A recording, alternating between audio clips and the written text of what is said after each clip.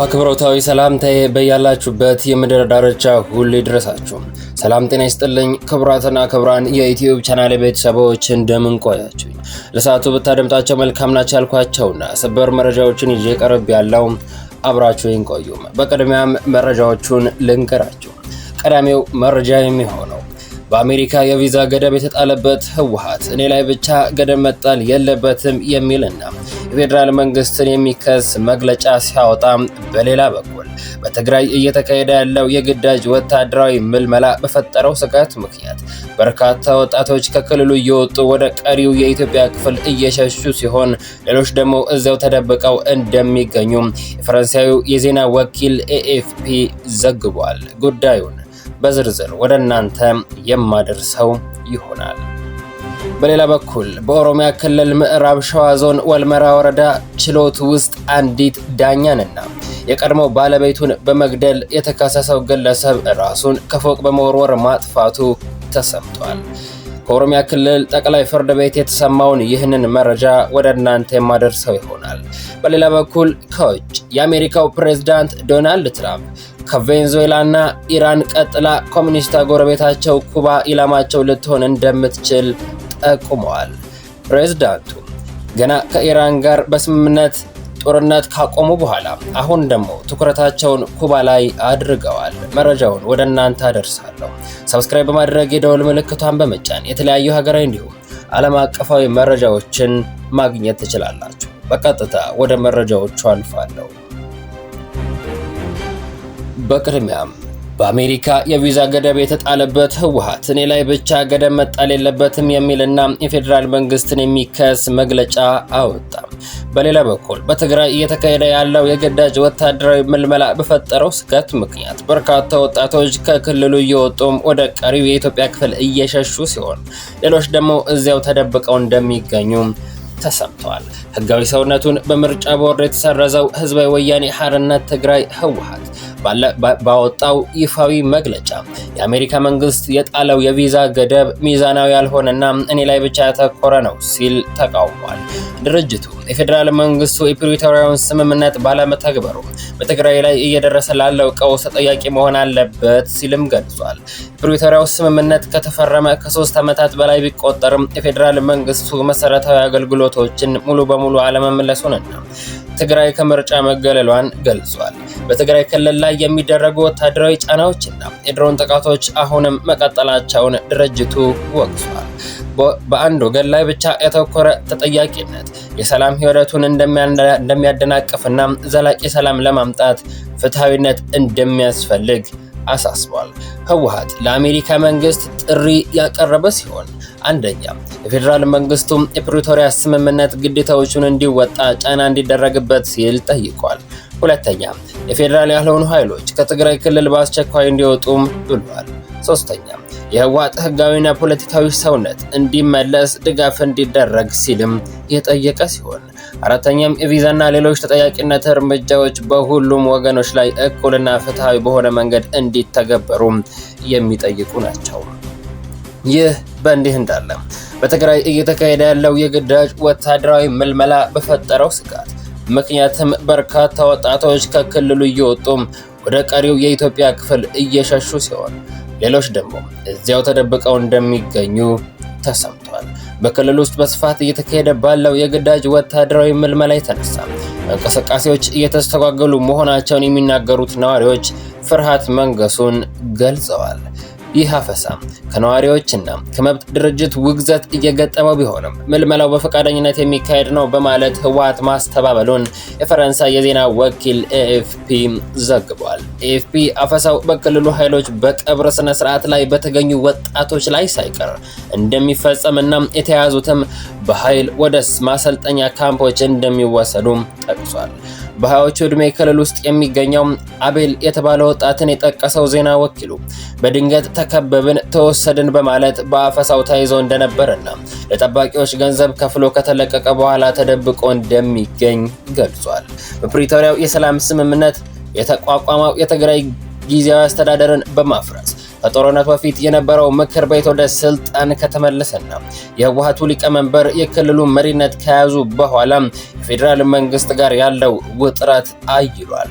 ይህንን ተከትሎ በምርጫ ቦርድ ህጋዊ እውቅናቸው የተሰረዘው የህወሓት መሪዎች መጠነ ሰፊ የግዳጅ ወታደራዊ ምልመላ ያካሄዱ መሆናቸውን የሚያመለክቱ ዘገባዎች በተደጋጋሚ ሲወጡም ቆይተዋል። በዚህ የተነሳ ዳግም ግጭት ይቀሰቀሳል የሚል ስጋት በክልሉ ውስጥ የፈጠረ ሲሆን አገራትና ተቋማት ሁለቱም ወገኖች ውጥረቱን ከሚያባብሱ እርምጃ እንዲቆጠቡ ጠይቀዋል። ቅድሚያ ለሰብአዊ መብት ኢትዮጵያ የተባለው የመብት ተቆርቋሪ ድርጅት በአብዛኛዎቹ የትግራይ አካባቢዎች በሙሉ የግዳጅ ወታደራዊ ምልመላ እየተካሄደ መሆኑን የሚያሳዩ ምልክቶች እንዳሉ ለኤኤፍፒ ዜና ወኪል ገልጿል። የሰብአዊ መብት ድርጅቱም በሰሜናዊ ትግራይ ውስጥ የሚገኘውን ሱቁን ሲከፍት ባለፈው መጋቢት ወር የተያዘውን ገብሬን ጨምሮ የተካሄደ ስላለው አፈሳ 27 የዓይን እማኞችን ቃለ መጠይቅ አድርጓል። ገብሬ እንዴት ተይዞ ከነበረበት ስፍራ በመስኮት በመዝለል እንዳመለጠ በገለጸበት ጊዜ ወደ ሰራዊቱ እንደገባን ሲነግሩን ነበር በማለት በአሁኑ ወቅት ከ5 ዓመት ልጁ ተለይቶ ተደብቆ እንደሚገኝ ተናግሯል።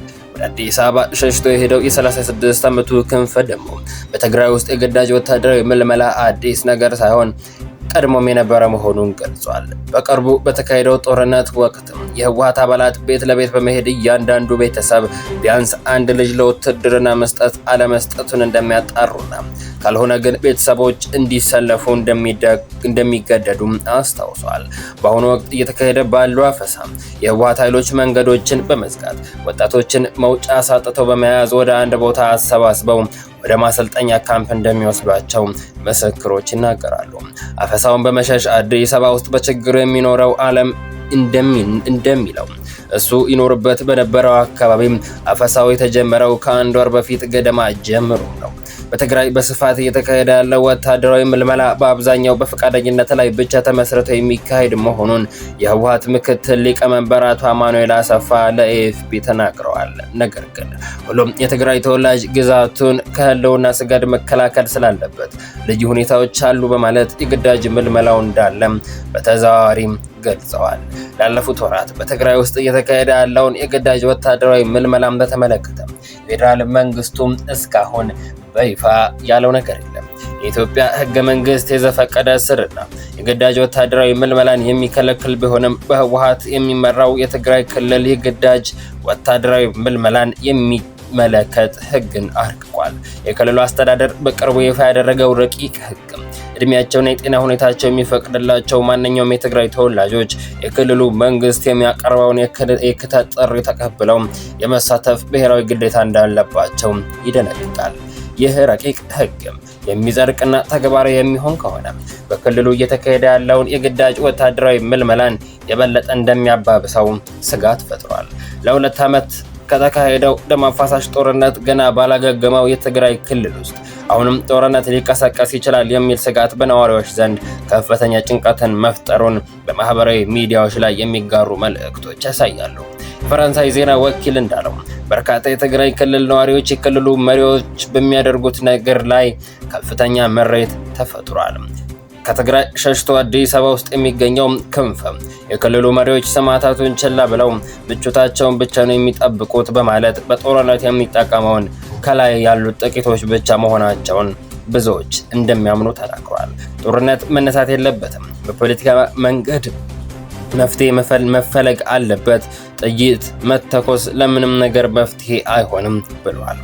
የህወሓት መሪዎች የክልሉን አስተዳደር ከተቆጣጠሩ በኋላ ከፌዴራል መንግስት ጋር ያላቸው ግንኙነት የተቋረጠ ሲሆን የፌዴራል መንግስቱና ህወሓት አንዳቸው ሌላኛቸውን ጦርነት ለመክፈት የተዘጋጀ ነው የሚል እየተካሰሱ ነው። ውጥረቱ ስጋት የፈጠረበት የአፍሪካ ህብረት ከ3 ዓመት በፊት በትግራይ እየተካሄደውን ጦርነት ያስቆመውን ስምምነት ያሸመገሉትን መልእክተኛውን ኦሉሴጉን ኦባሳንጆን ወደ መቀለ ልኮ ከህወሓት መሪዎች ጋር ተወያይቷል። በዚህ ሳምንትም የአሜሪካ መንግስት በሰሜን ኢትዮጵያ ያለውን ውጥረት እንዳይፈታ እንቅፋት ፈጥረዋል ባላቸው አክራሪ የህወሓት መሪዎችና ቤተሰቦቻቸው ላይ የቪዛ ክልከላ መጣሉን ተጨማሪ እርምጃም እንደሚወስድም አስታውቋል። በሌላ መረጃ በኦሮሚያ ክልል ምዕራብ ሸዋ ዞን ወልመራ ወረዳ ችሎት ውስጥ አንዲት ዳኛንና የቀድሞ ባለቤቱን በመግደል የተከሰሰው ግለሰብ ራሱን ከፎቅ በመወርወር ማጥፋቱ ተሰማ። የኦሮሚያ ጠቅላይ ፍርድ ቤት በፌስቡክ ገጹ ላይ ባወጣው መግለጫ ግለሰቡ ፍርድ ቤት ውስጥ ወንጀሉን በፈጸመበት ወቅት ራሱ ላይም ጉዳት በማድረሱ አዲስ አበባ በቅዱስ ጳውሎስ ሆስፒታል ሕክምና ሲደረግለት እንደነበርና አርብ ሰኔ 12 2018 ዓ.ም ራሱን ማጥፋቱን አስታውቋል። አቅነው በቀለ የተባለው ግለሰቡ ራሱን ያጠፋው ከሆስፒታሉ 3ኛ ፎቅ ላይ መስኮት ራሱን በመወርወር እንደሆነ የክልሉ ፍርድ ቤት ገልጿል። የወለታ ከተማ አቃቢ ሕግ ጽሕፈት ቤት ኃላፊ አቶ ጫለሳ በቀለ ግለሰቡ ከነበረበት የሆስፒታል ክፍል 3ኛ ፎቅ ላይ ራሱን በመጣል ለህልፈት መብቃቱን ለቢቢሲ አረጋግጠዋል። ግለሰቡ ከፍቺ በኋላ በነበረ የንብረት ክፍፍል ጉዳይ ውሳኔ በተሰጠበት ጊዜ ችሎት ላይ ባለቤቱንና ዳኛዋን በጥይት በመምታት ካመለጠ በኋላ ራሱ ላይ ጉዳት አድርሷል። ከወንጀሉ በኋላ ፖሊስ ባደረገው ክትትል ግለሰቡ በቁጥጥር ስር በዋለበት ጊዜ ከፍተኛ ጉዳት ስለነበረው መጀመሪያ በሆለታ ሆስፒታል ከዚያም ወደ ጳውሎስ ሆስፒታል ለበለጠ ሕክምና ተልኮ ክትትል ሲደረግለት ቆይቷል። አዲስ አበባ ውስጥ በነበረው የሆስፒታል ቆይታ በፖሊስ ጥበቃ ስር ሕክምናውን እየተከታተለ ለሳምንታት ከቆየ በኋላ ሰኔ 12 ከቀኑ 7 ሰዓት አካባቢ ከነበረበት ህንፃ መስኮት ራሱን በመጣል ህይወቱ ማለፉን አቶ ጫለሳ ገልጸዋል። ግለሰቡ ከህንፃው ላይ ከወደቀ በኋላ ህይወቱ ወዲያውኑ ማለፉንና የአዲስ አበባ እንዲሁም የኦሮሚያ ክልል ፖሊስና አቃቢ ሕግ በስፍራው ተገኝተው መረጃ መሰብሰባቸውን አስረድተዋል። የተጠርጣሪው ህይወት የጠፋበት ክስተት ያጋጠመው ግለሰቡም በሆስፒታሉ ተኝቶ የሚደረግለት ሕክምና አብቅቶ በተመላላሽነት እንዲታከም መወሰኑንና በዚህ ሂደት መካከል እንደሆነም ተናግረዋል። ግለሰቡ ፍርድ ቤት ውስጥ የቀድሞ ባለቤቱንና ዳኛን ከገደለ በኋላ ባመለጠበት ጊዜ ሆዱ ላይ ራሱን በጥይት በመምታቱ በደረሰበት ጉዳት ነበር ሕክምና ሲከታተል የቆየው። በመጨረሻም የአሜሪካው ፕሬዝዳንት ዶናልድ ትራምፕ ከቬኔዙዌላና ኢራን ቀጥለም አሁን ደግሞ ኮሚኒስት ጎረቤታቸው ኩባ ኢላማቸው ልትሆን እንደምትችል ጠቆሙ። ፕሬዝዳንት ዶናልድ ትራምፕ ከአሜሪካው መገናኛ ብዙሃን አክሲዮስ ጋር ባደረጉት ቃለ ምልልስ ከኢራን ጋር የደረሱበት ስምምነት ዓለምን ከምጣኔ ሀብት ውድቀት እንደታደገ ተናግረዋል። ከኢራን ጦርነት በኋላ ስልጣናቸው ላይ ገደብ ይኖር ከሆነ ተጠይቀው ምንም ገደብ የለም ሲሉ መልሰዋል። ምናልባት የስልጣን ገደቦች ሊኖሩ ቢችሉ ገና ትምህርት እንዳልወሰዱ ሲሉም አክለዋል።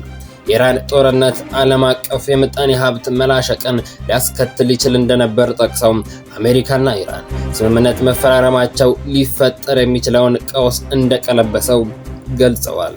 ትራምፕ በተመሳሳይ እርምጃ በኩባ ላይ ሊወስዱ እንደሚችሉ በቃለ ምልልሱ ላይ ተናግረዋል። ከኢራን በበለጠ ኩባና ቬኔዙዌላ ለአሜሪካ ካላቸው ቅርበት አንጻር እርምጃ ሊወሰድ እንደሚችል ፕሬዝዳንቱ ለአክሲዮስ በሰጡት መግለጫ ተናግረዋል። ክቡራን አድማጮች ለሰዓቱ ብታደምጧቸው መልካም ናቸው ያልኳቸው መረጃዎች እነዚህን ይመስላሉ። ከጥቂት ሰዓታት በኋላ በሌሎች አዳዲስ መረጃዎች ተመልሰን እስክንገናኝ በያላችሁበት የምድር ዳርቻ ሁሉ ያማረና የተዋበ ጊዜ እንዲሆንላችሁ ተመኘው።